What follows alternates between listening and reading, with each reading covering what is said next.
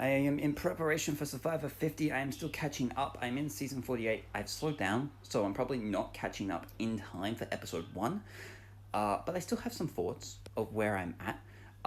Kyle's bag was searched through to see if he had an idol. He did have it. They didn't find it.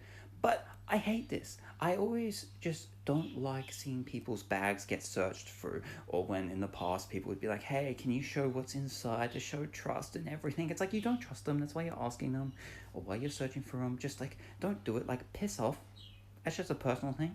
I know it's like the type of thing, if I ever played Survivor, people would be like, I'd just be like, I'm not showing you shit.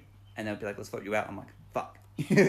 But anyway, I just reached the merge episode, but it's not really the merge episode because they don't call it the merge episode. They say everyone's in limbo because they don't have buffs, but it's really the merge because they're all on the same freaking beach and they're all voting, they're all competing for immunity, and then they're all voting to get rid of one person. So it's the merge.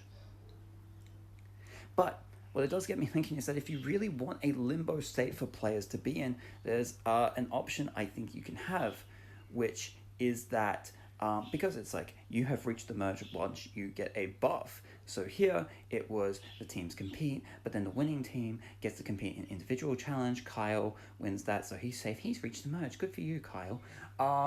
They've had some previous seasons where it was the teams, and then the winning team was all good. They all reached the merge, but everyone else, you know.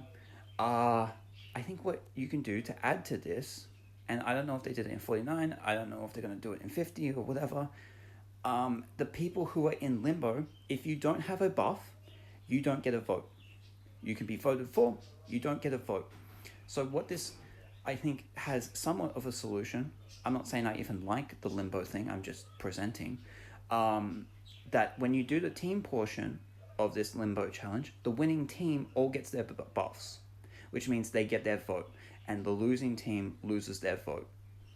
And then the person who wins the individual challenge gets immunity. So everyone that does not have immunity, in this instance of season 48 example, Kyle would have immunity. Everyone else can be voted for, but only those who are a part of the winning team get a buff.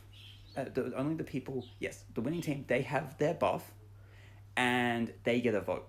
I think if you're going to put people in limbo, they shouldn't have a vote.